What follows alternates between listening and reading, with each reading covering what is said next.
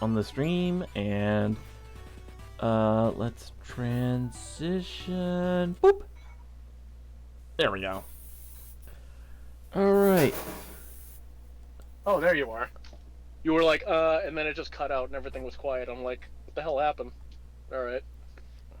Also, I just noticed there is a giant seashell at the shore of the map here. I don't know if that's just a fairy thing or what, but alright. When we last streamed Fate Grand Order, we stopped the calamity of Norwich. That's the good news. The bad news is we lost our eggplant again. The bad news is we're still stuck in Britain. That too.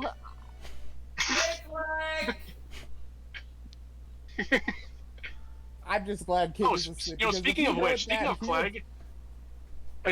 Clegg, I hope he does come back come July because I need to harass him with 4th of July memes.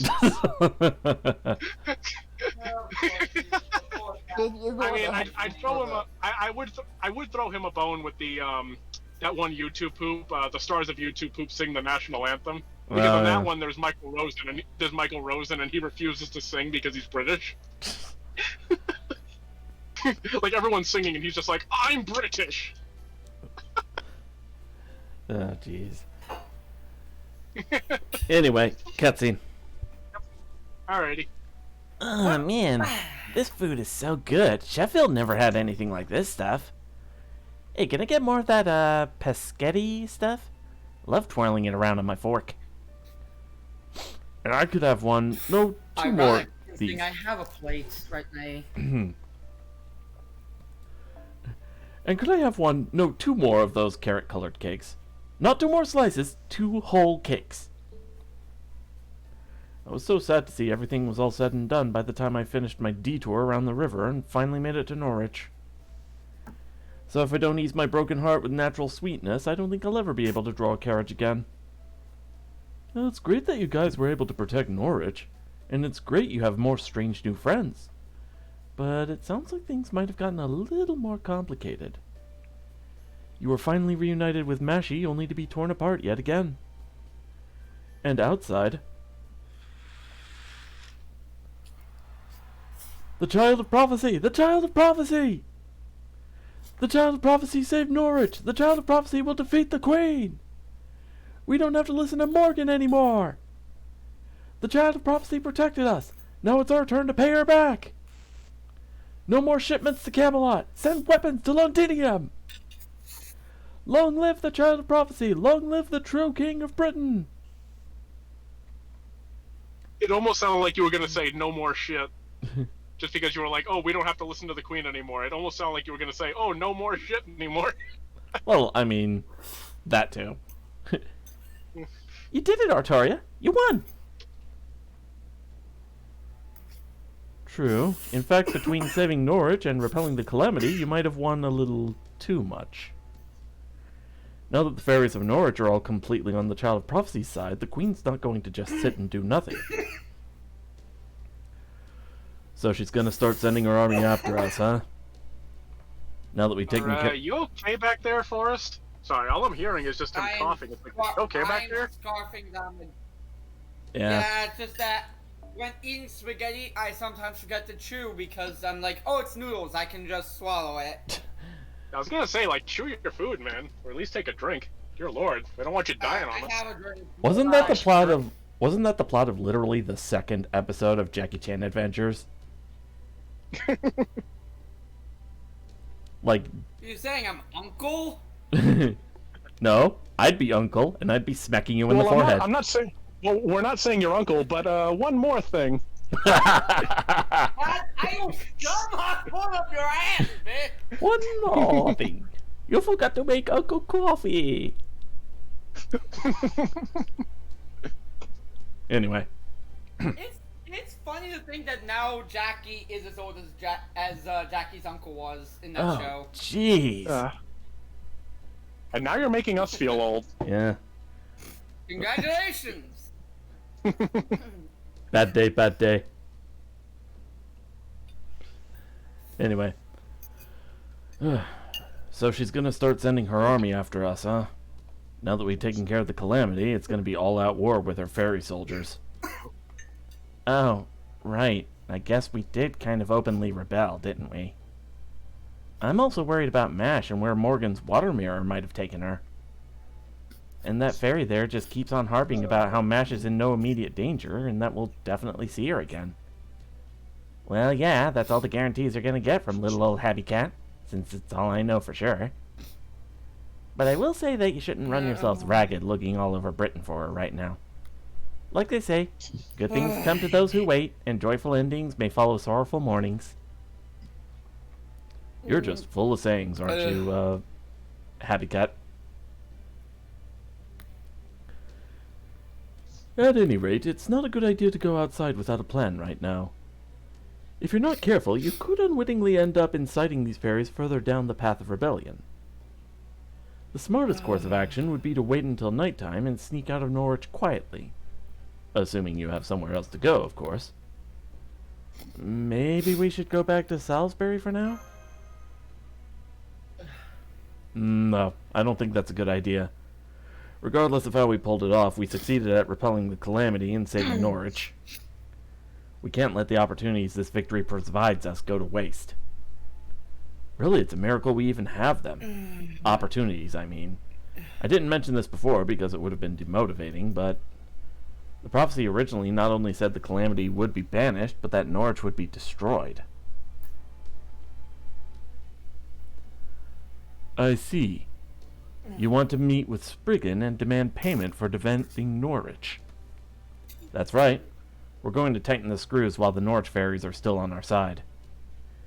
Let us ring the bell of pilgrimage, or we'll help your citizens kick you out of power. Let's see what he says to that.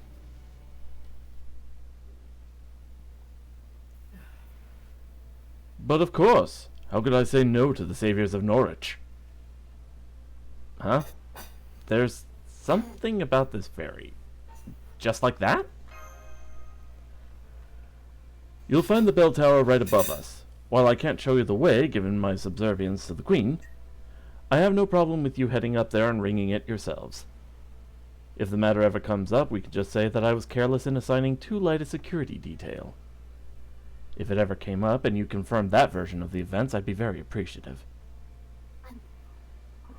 You heard the man. He must be downright terrified of his citizens revolting on him. Come on, Artoria. Let's go ring that bell and be done with this place. Artoria?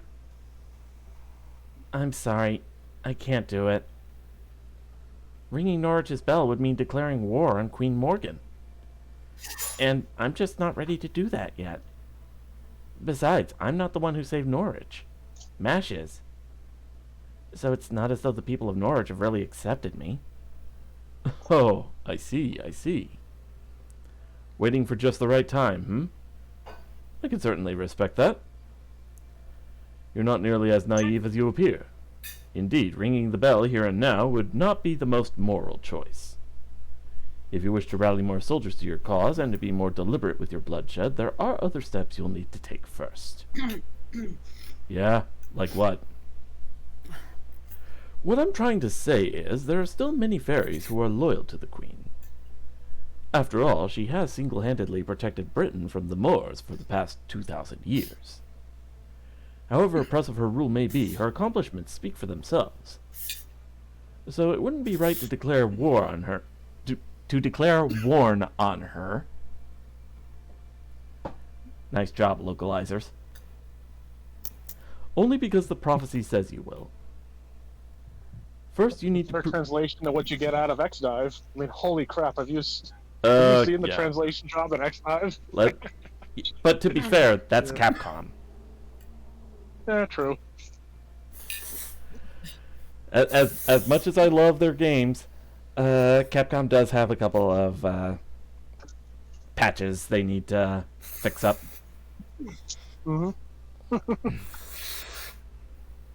First, you need to prove that yours is the side of justice and integrity. Well, speaking of Capcom, I know just the lawyer to help us with that.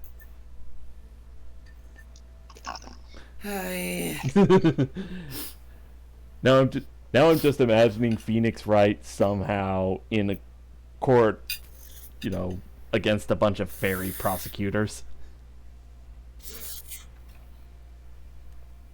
Let's see. If you can't do that, it would make the child of prophecy no less than... Still won't be the weirdest case he's taken. Yeah. If you can't do that, it would make the child of prophecy no less a barbaric invader than the Saxons. So you're saying we should send out a letter explaining our intentions and condemning the Queen for her failures before ringing any bells? That's right. If you were to write such a letter, it would be happy to deliver it to Her Majesty myself. But fortunately, there's also no need for one just yet. As it happens, I just spoke with the Queen. She said, in recognition of the Child of Prophecy and the foreign visitor's defense of Norwich, notwithstanding the role of luck in your success, I am willing to grant them an audience. Okay. I was afraid we were gonna nail that letter onto her door. You know, like a Protestant. Like a Protestant! Oh, hi, Mart. Unfortunately, you guys aren't fuck buckets like that. Pay no heed to the Levi. He knows not what he says. No. He knew exactly what he said. Way to ruin the joke. Anyway, I shall treat them as guests who have accomplished a rare and unusual feat. Should they wish to speak on any particular subject, I will hear them on this occasion. So the Queen's outright telling us to come see her? Oh, really? Hey, why don't we just jump straight into the pit and save her the trouble of killing us? Does Morgan really think we'd fall for such a blatantly obvious trap? No, not into the pit! It burns! I assure you, this is no trap. See, I was expecting the Army of Darkness reference. I assure you, this is no trap. Ruthless though she is, the Queen does believe in the importance of decorum. If she says she is prepared to welcome you as guests, you can trust that no harm will come to you. As our supreme monarch, every word carries a great deal of weight. If it didn't, she would never have united all 6 clans under her rule. Now I see. We can't start a war against her without declaring it first. And the Queen can't kill the Child of Prophecy without a damn good reason. Especially now that she's gone and saved Norwich. Politically speaking, she's got to prove the justice of her rule just as we got to prove the opposite. Which means it all comes down to what each side has to say. Sounds like it's worth taking her up on this invitation. I agree with Muramasa. Besides, I really want to know more about the Queen herself. So far, all we really know about Morgan is her name. I'd like to speak with her directly so I can find out what she's thinking, and what it is she really wants. That said, if we're going, we'll of course need assurance that we'll be able to leave safely, too. So she'll need to promise that our truce will remain in place for a while, even if the meeting doesn't go all that well. Naturally. In fact, she's already promised as much. It's all in this letter, which my fellow clan heads have also received copies of. What do you think, Silver Shinobi? If our safety's guaranteed, we should definitely go give her a piece of our mind. Huh? Why do you sound like you're already set to pick a fight? Think about it. She wouldn't do this if she thought you were actually a threat. Oh. So that's why you're so upset. Okay. Let's do it. Honestly, I'm pretty pissed off too. What the hell does she mean, notwithstanding the role of luck in your success? There was no luck involved. Mash and I both worked super hard to save this town. I see. Okay. If you're all that sure about this, maybe accepting this invitation is the right move. Plus, Artoria's decision to not ring the bell at this point also makes more sense to me this way. If she had rung the bell, it would have officially made the Queen and the Child of Prophecy political enemies.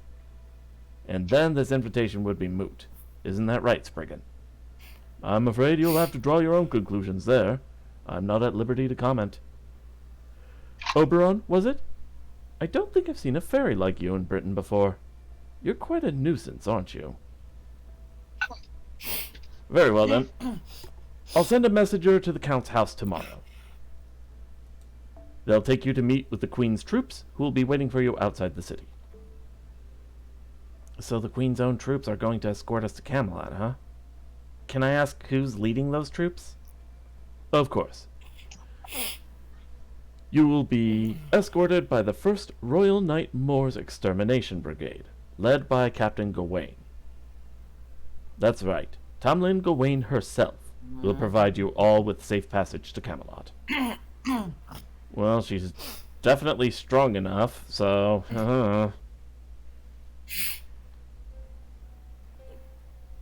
Huh? What was that, Lady Spinal? I couldn't hear you very well. What was it that happened to the black armored child of prophecy again? She's dead. Dead as doornail. Mother's water mirror got her to Norwich. They say she vanished completely, armor and all, without so much as a finger left behind. What a joke, right? Sure, she was weirdly strong, but she couldn't even last a second against Mother. Guess I won't get to torture her anymore.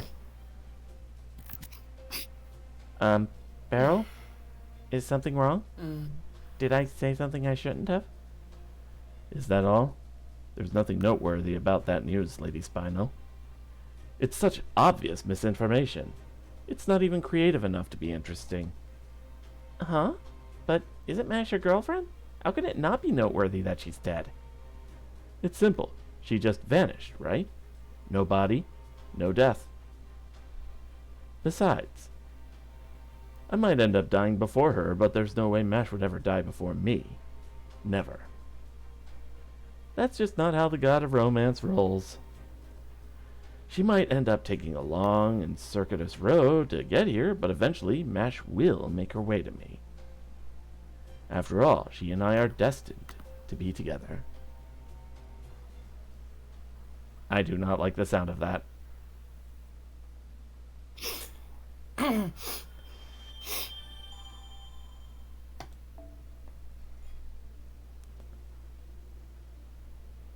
Oh, and all the way back over to the opening point. Okay. Before we do that, let's take a quick look through the shop, get some things with pure prisms. Let's see, I think it was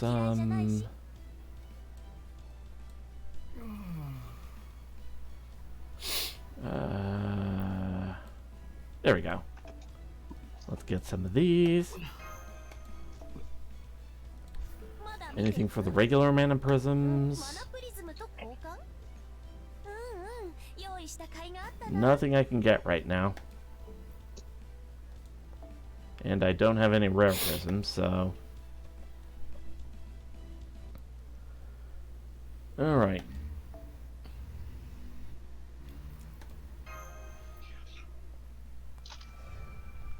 Ah! So now we're in Act 2. And of course, everybody... there we go. Extra, extra, extra from the deck! Da Vinci's Typhon is back!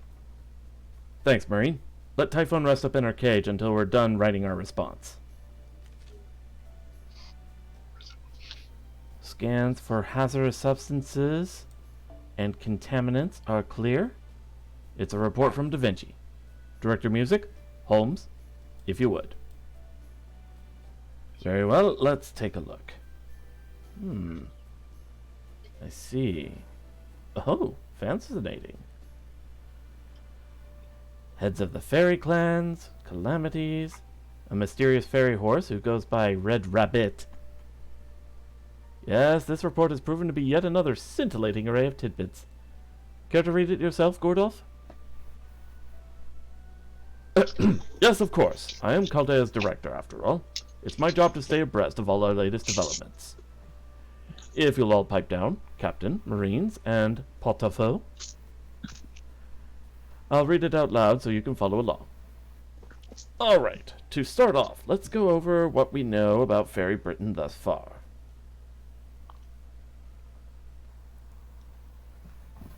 Fairy Britain, aka the Sixth... Papa? Oh. Alright. Fairy Britain, aka the Sixth Lost Belt, is a dangerous place where no electronic devices can function. Silver Shinobi, Chaldea's resident master and special investigations officer. Oh, wait a minute. Oop. There we go. His exclusive servant, Mash Kirilite. Our technical advisor, Leonardo da Vinci. And Tristan, a servant who was summoned out of nowhere. All set foot on Britain together. Who else was summoned out of nowhere? Hello, Oh, Conan. I was just gonna say, hey guys, you better watch it. And then when you were saying summoned out of nowhere, I was actually gonna try to beat him to the punch. Damn it. But oh well. Hey, Kojin. Hey, However, upon entering the FAE domain known as the Nameless Woods, You're good. they forgot their own names and memories and ended up separated. Silver Shinobi awoke in the village of Cornwall, where he made contact with a local fairy, Artoria Castor, who would come to aid Chaldea in our mission. Thanks to her and Tristan, Silver Shinobi escaped from the Nameless Woods, where he then met another collaborator by the name of Oberon the Fairy King, and began his investigation in earnest. After reuniting with Da Vinci, Silver Shinobi began gathering information on Fairy Britain with a focus on anything that might lead him to Mash Kirilite.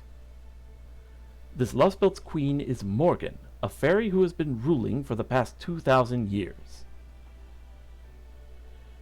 The fairies who populate it are divided into 6 clans, and they also control the human population. There are creatures known as Moors, who are the fairies' natural predators.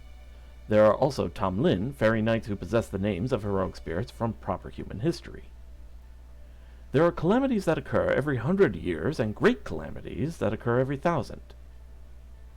And there is a figure called the Child of Prophecy who is said to be the one who will defeat Morgan. After undertaking a pilgrimage to ring 6 bells kept by each head of the 6 clans, she will then go on to defeat Morgan and become the true King of Britain. Naturally, as you can imagine, Silver Shinobi would never let her do something like that on her own. So he proposed a partnership with Artoria Castor without even waiting for my orders. So now we are obliged to lend the Child of Prophecy our full support in order to defeat our common enemy, Morgan. why was it not Mordred? Why was it not my saber? Why was it not my tomboy saber? Settle down. In the time since our last report, Silver Shinobi's team met with Aurora, the head of the Wind Clan, had a run-in with Tamlin Gawain at a ranch for keeping humans, fought Tamlin Tristan at an auction house, where they also rescued Senji Muramasa, a servant disciple of the foreign god, met with Miriam, the head of the Wing Clan, encountered Koyanskaya in yet another new outfit,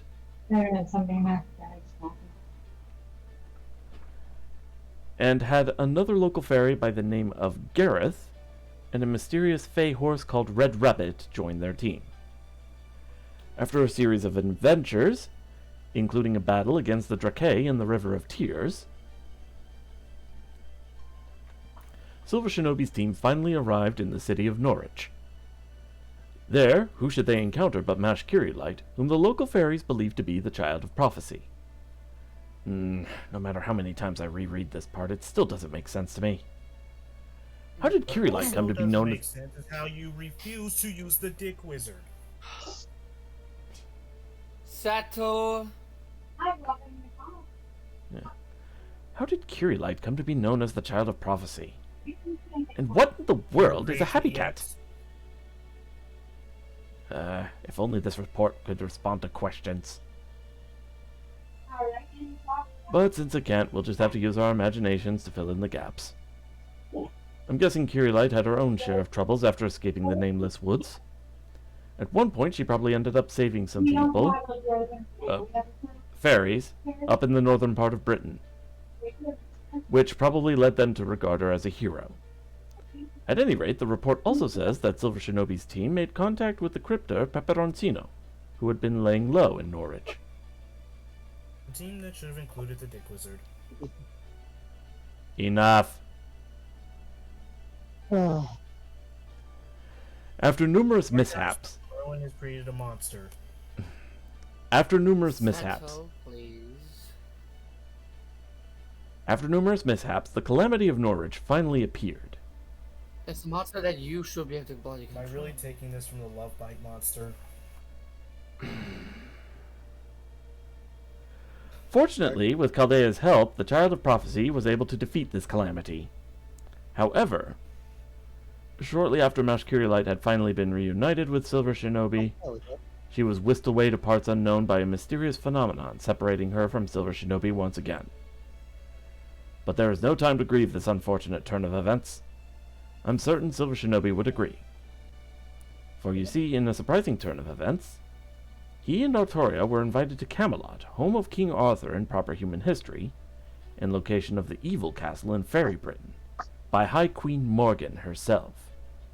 The very Morgan who possesses Rungo Miniad, a powerful spell that could be used to fight the foreign god, and one of our main objectives in coming to this lost belt in the first place. Now, Silver Shinobi, Da Vinci, Artoria, Gareth, Muramasa, and Habikat have accepted Morgan's invitation and are setting out for Camelot first thing tomorrow. I hate that singularity. I hate it. I hate it. I hate it. I hate it. I hate it. Yep. And that's all she wrote. Now, do you all feel sufficiently caught up? Yeah, we got most of that. Thanks. Okay, we're gonna head back to our posts now.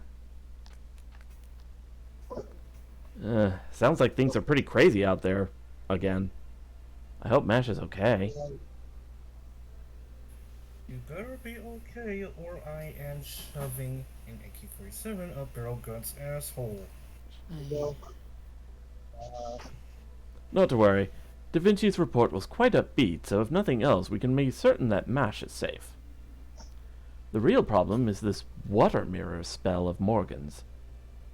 According to the data enclosed along with the report, it would seem that... So those dark clouds over the city of Norwich weren't a calamity pool, but one of Morgan's spells. It's hard to believe she was able to remotely control such a powerful spell from over 100 kilometers away. Between this water mirror and Rungo Miniad, it's clear she's a powerful enemy, on par with any of the other Lost Belt kings we've seen. I'm afraid I don't know much about Morgan's legend. Could I ask you to fill me in? I only know her story from proper human history, but if you'll settle for that, then sure. Alright, let's start with her general background. I have to take a drink. According to British myth, she is the good fairy of the lake, and in the legend of King Arthur, she's depicted as an evil witch bent on destroying him. Morgan was the child of the Duke of Tintagel and Lady Igraine, and later became King Arthur's half-sister after her mother married King Uther. But despite their family ties, she grew jealous of him, and began plotting all sorts of wickedness to make his life miserable. Some of her more notable misdeeds include stealing the sacred sword's scabbard and seducing Lancelot. But the worst thing she did was trick King Arthur into impregnating her with Mordred, who she later sent to join the Round Table. There were a lot of factors leading to the downfall of King Arthur's kingdom, but Morgan's definitely the one who tipped it over the edge. Paradoxically, there are also some who believe another side of Morgan was devoted to protecting King Arthur. Those theories claim that Morgan and Vivian, the Lady of the Lake who gave King Arthur the sacred sword and protected him in death, are in fact the same person. I give Morgan my sacred sword. Down, boy. Am I really hearing this from you, Drake? No, I'm the one that said it. Mate. Yes. I said. Well, you said down, but I said keep it in your pants, mate. So we both said something along the same lines. Oh, okay. I didn't hear. I guess Keep your jaws away from Silver's neck. or his shoulder. Alright, settle down. Settle down. Let's keep this at least PG-13 now. It sounds like her lust for power led her to become a At femme. this point, we're gonna be skipping PG-13 and going to PG-thirsty. Hey. Okay, that was pretty good, I have to admit. I'm gonna let you have that one, Drake. Anyway. You should lock John in horny jail. Have you Anyway. seen his- Settle. Uh, Let him finish speaking, people. sounds like her lust for power led her to become a femme fatale who ruined an entire nation. So, what's the Magecraft world's consensus on her? There must be more to her story than what's commonly known. Indeed there is. I went through our database myself after receiving our technical advisor's first report. There was one bombshell right out of the gate, and it relates to her birth. It turns out Morgan was not actually the Duke of Tintagel's daughter. That was only a pretense. She was actually the child of Lady Igraine and King Uther, the rightful king of Britain. More stunning still, Morgan was never human. Instead, she was a FAE child, an offspring of the Isle of Britain, just like Vortigern, the cowardly king. But apparently, Morgan kept that fact secret and pretended to be merely a normal human child. Still, with King Uther as her father, and in the absence of the rightful heir, she would have been next in line for the throne. But then a rightful heir did appear. Once Artoria, King Arthur, was accepted by the Sacred Sword and unified in Lords of Britain under her leadership, Morgan stopped hiding her mystics, that is, the power of her FAE nature, and started poisoning Camelot every chance she could. She told herself Artoria is nothing more than a human king, made so by other humans. I am Britain's true king. I alone deserve to inherit its mystics. This conviction of hers grew to the point that she eventually came to despise her father, King Uther, her sister, Artoria, and every human who refused to obey her. It was a major factor in her decision to try to destroy Britain.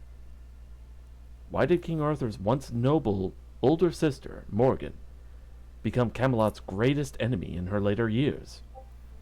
Apparently, that's the answer. Yep. Even after she'd settled as a Queen of Orkney, she still plotted Camelot's downfall from afar. 4 of the Knights of the Round Table, Gawain, Gaheris, Gareth, and Agravain, were Morgan's children. I didn't know that.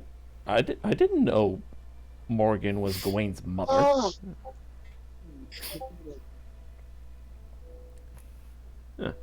Mordred was, well, I don't know if I should say this without them here, but some experts think they were actually a homunculus Morgan created, or maybe a clone of King Arthur. Particulars like that aside, it sounds pretty clear that she was an enemy of King Arthur, and a witch who tried to destroy all of Britain.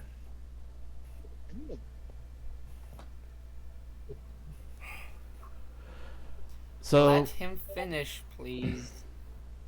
So, what about the pissing on the moon?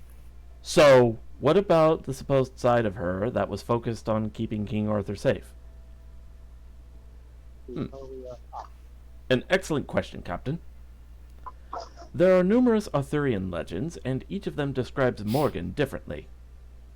One claims she was King Arthur's noble sister. Another claims she was the Lady of the Lake.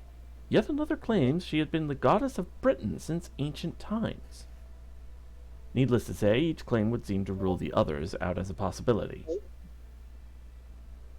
Common sense would dictate that one of these theories is correct, and the others refer to someone else entirely.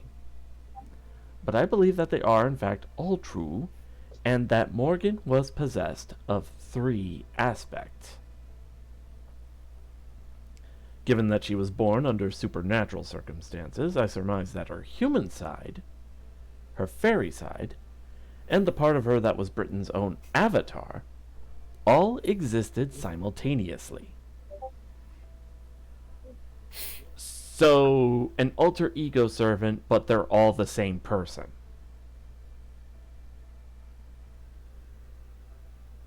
That's what I'm getting from this.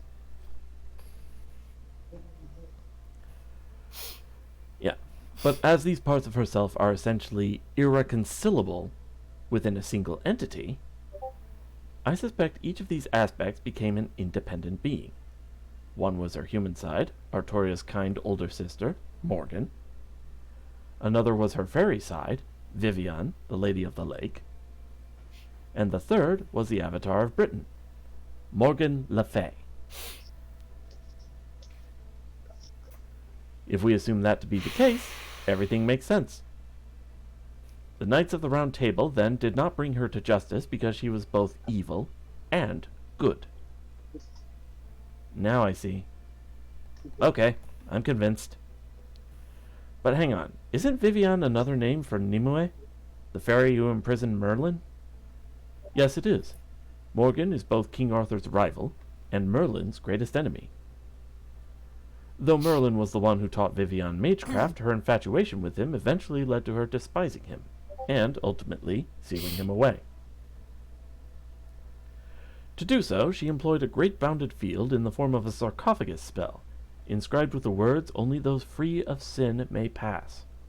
As an incubus, not even Merlin could escape it. It was a spell from the Age of Gods known as Garden, which could only be used by the avatar of a mystic. While it's still unclear how much this Lost Belt's Morgan has in common with Morgan from proper human history, it would seem prudent to assume that she has more weapons at her disposal than Rongo Miniat alone. First it's the Lion King in Jerusalem, now it's Morgan in Fairy Britain, huh? I swear, why are we always getting mixed up with Arthurian legends? I mean, I can understand it in this case since we're in Britain now and all, but still.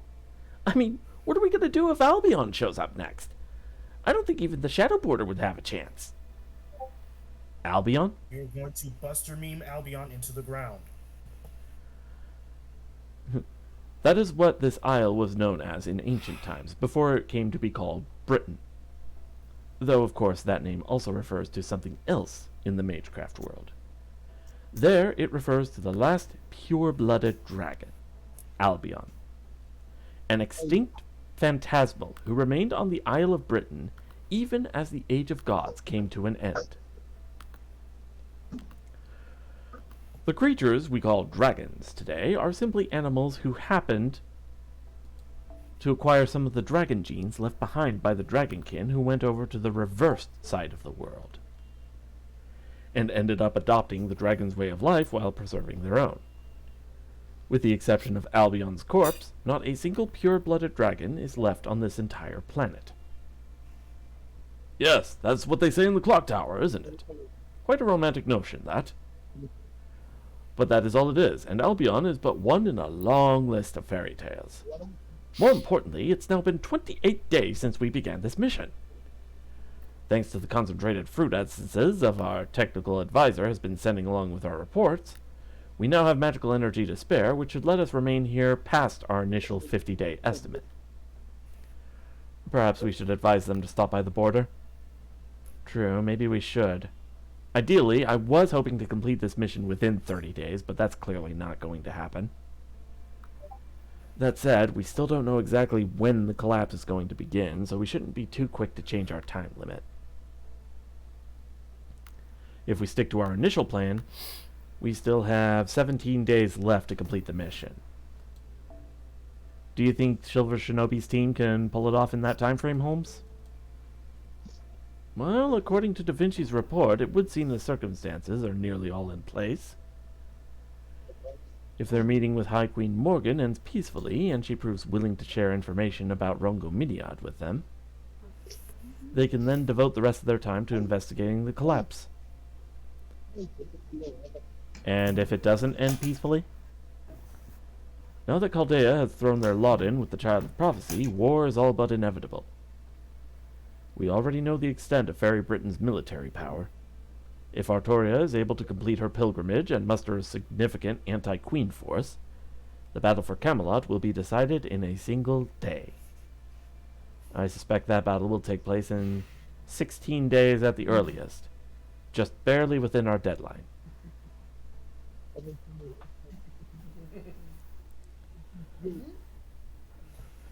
So Holmes predicts a little over 2.5 weeks. Yep. And back to Norwich. You know what? I'm a dip. You gonna head out? Yeah, because Kojin is... Kojin. Why are you like this, Kojin? Every time I have hope that you have changed your clowning ways, you just relapse, bro. Wow. I'm starting to think... No worries. Alright. We got the There's 60. the lava You good? at the end of Oh, it's a different one? Okay. Oh, wow. Hard. Speaking of, Kojin just went ham in the Fate series channel.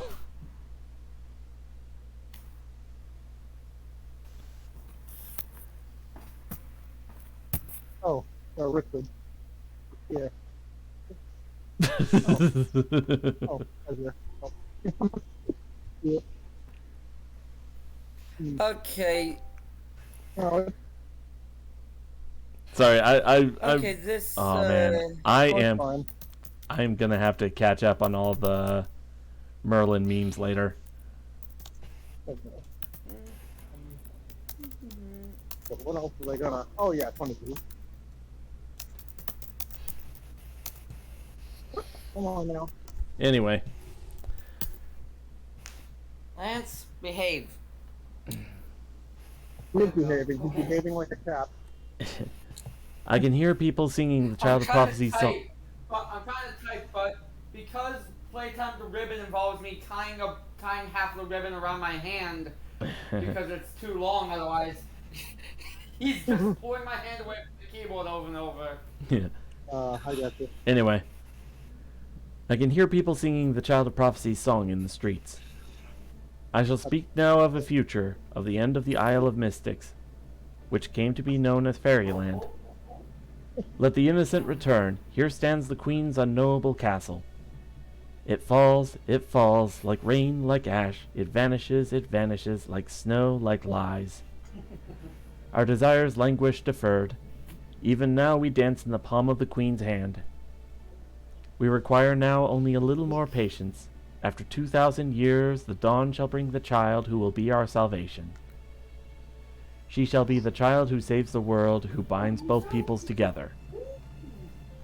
Even if her light, as but an ember, even if her light begins as but an ember, even should no one see it, she will become as a flame to draw moths. A city of iron, a sea of soot. When the calamity recedes, her pilgrimage begins. Chosen by the staff of selection, the Savior, guarded by travelers from afar, shall reach the throne. The true king shall arrive at the throne. Accept now this bloody crown. Ring, ring, like raging thunder, like weeping flame.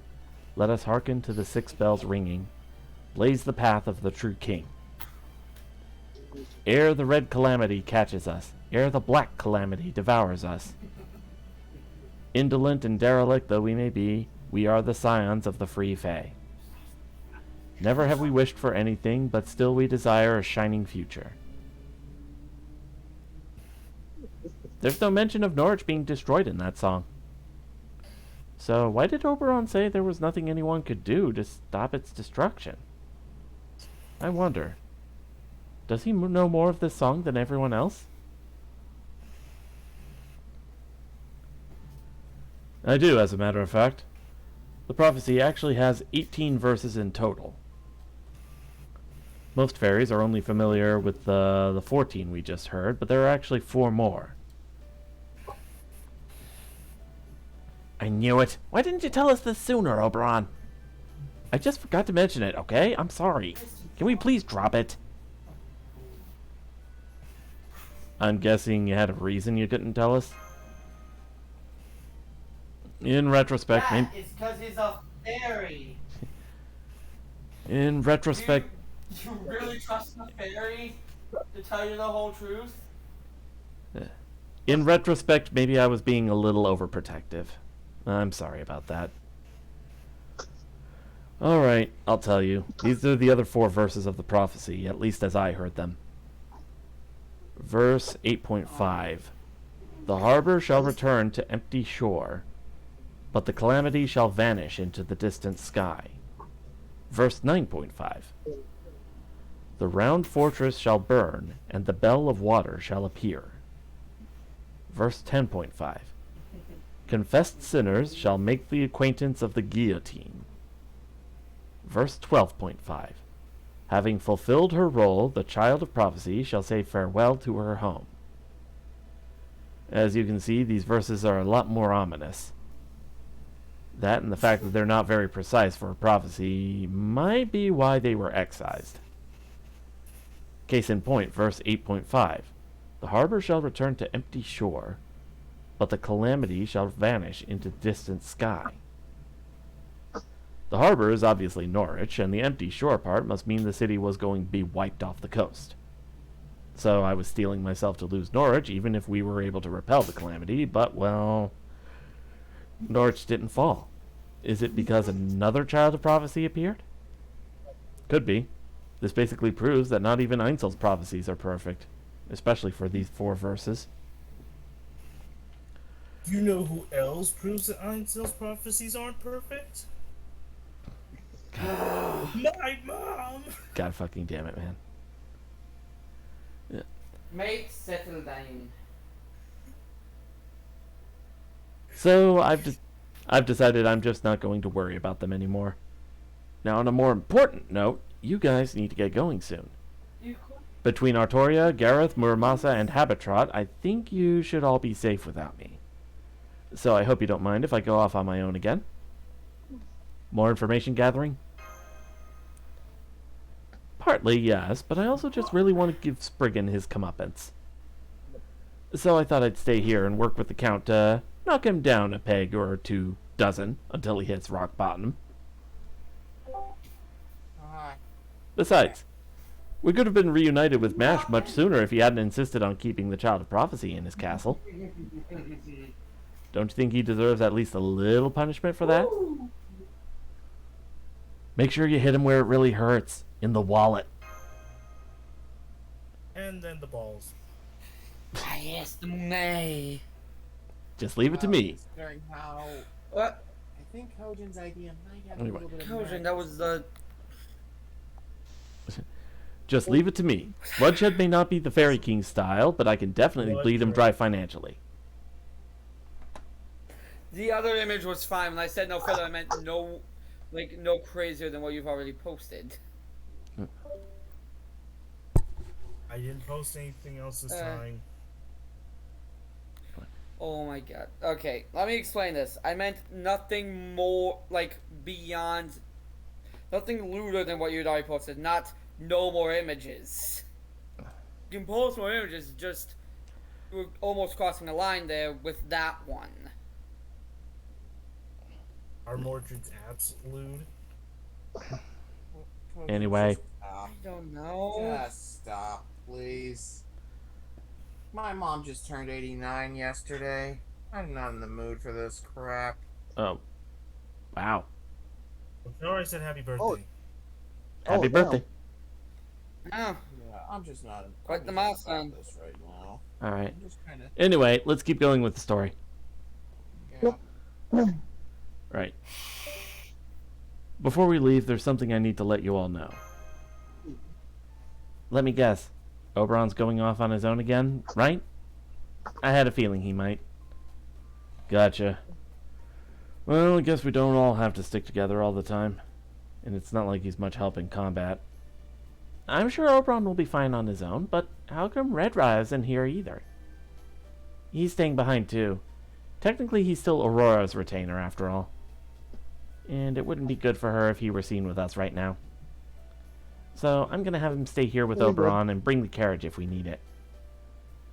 I see, that makes sense. But, you there, the pink fairy. Habitrot, right? Are you coming with us too? I mean, the way to Camelot is probably pretty dangerous, so... don't worry about me, I'll be fine. Just think of me as a spectator along for the ride. In fact, you should probably be more worried about yourself than me, Gareth. I'm the irreplaceable healer every party needs in combat. And I'm probably stronger than you, too.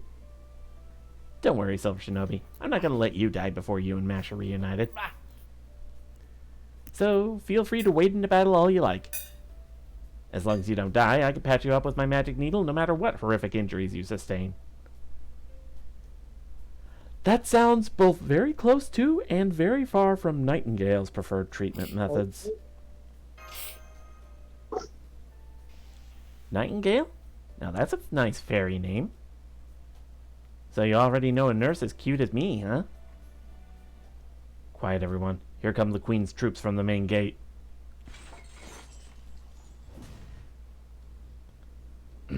I apologize for our 10-minute delay.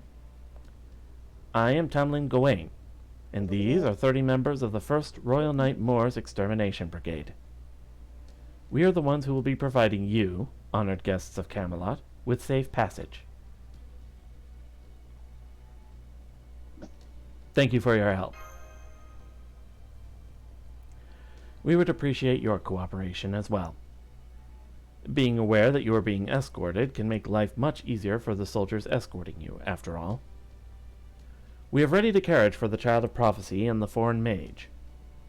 Your retainers will need to walk. I trust that is all right. You. You're that scoundrel who tried to assassinate the High Queen. How are you still alive? I saw you fall into the pit. Oh, that? Yeah, Lancelot handed me my ass and tossed me right into the pit. But unfortunately for you, I managed to survive, and now I'm the Child of Prophecy's bodyguard. Next time you see Lancelot, tell her not to take her eyes off a servant until their spirit origin's completely gone. What should we do, Lady Gawain? Are we really number one, not checking for a body. What should we do, Lady Gawain? Yeah, Are we really like, okay? Are we really okay letting this man back into Camelot? As Kudo will say, I'm sorry, but until I see a body, I'm going to believe that my brother did a better job killing him than you did. Anyway. What if he tries to assassinate the Queen again? It's alright. If he does, he won't have the element of surprise anymore. I can take him myself. Especially now that the Queen has assured me not to worry if combat damages or destroys the castle. Yeah? Hey, that's great. You barely fit in the place anyway. Should help you move around better. Next time we fight, I'd rather it just be head-to-head without either of us holding anything back. I guess the Child of Prophecy has something of an eye for talent after all. However much her other retainers suggest otherwise. Fine. You there. Make room in one of the carts for our guests. The servants can ride with the foreign mage. Treating those two as honored guests, at least until we reach the castle, will help us move faster. Yes, my lady. Right away. We'll be taking the western road to Camelot and spend one night at Oxford along the way. We'll then take a detour around the pit towards Camelot. For the next 2 days, our fates shall be intertwined. We will not turn our swords on each other regardless of what may happen. Do you agree to that, foreign mage? Of course. Good. Then let us be off. Soldiers, do not let your guard down simply because this is an escort mission. The Calamity's destruction has led to Morse toxins spreading far and wide across Britain. Eliminate any Moors you come across immediately upon discovery. I don't want to hear even a peep of discomfort from our guests. You know who else thinks Barguest is absolutely Oh bonkers? god. That's one mission. Oh, Shit. God. Well, you know the AI is gonna be shit. For mission. But seriously, Barguest is a poggers lady. Let's see. I can guess 3 reasons as to why you say that. Well, she is a saber, so naturally she's pretty buster-oriented.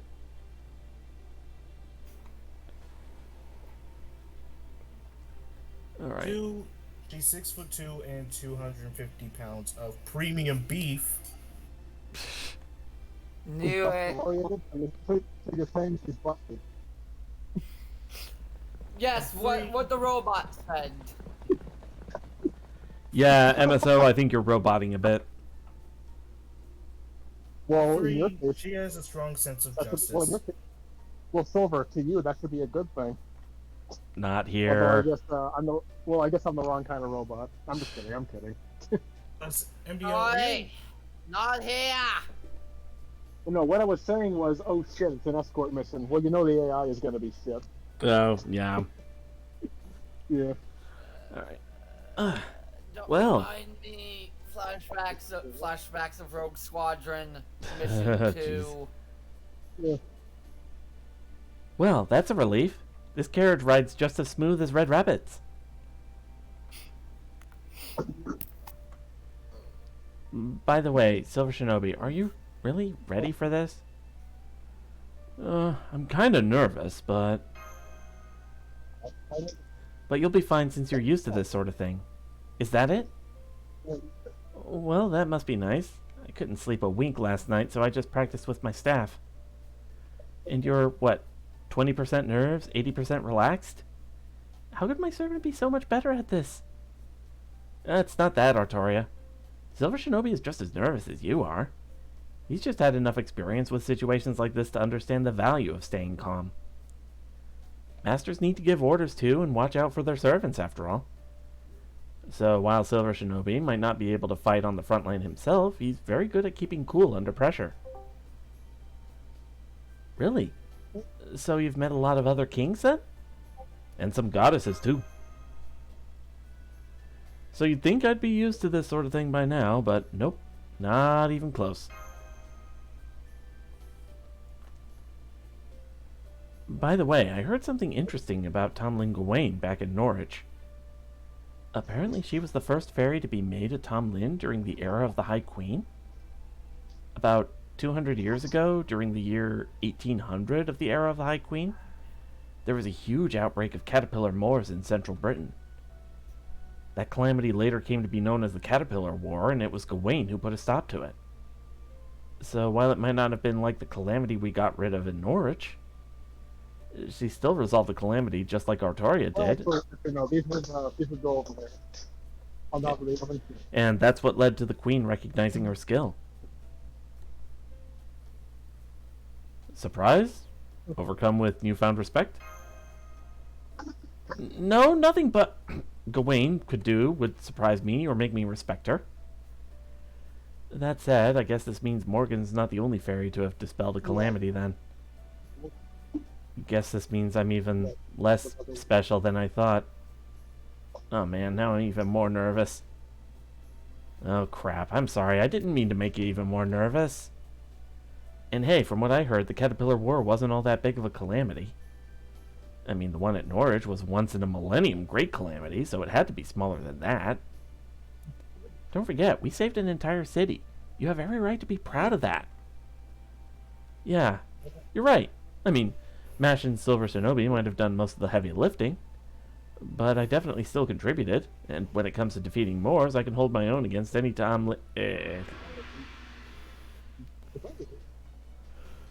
Moor spoke spotted nearby. Incoming from 3, 7, and 11 o'clock. Lightning soldiers, prepare your mystic codes. Guards, get into your formations. Silver Shinobi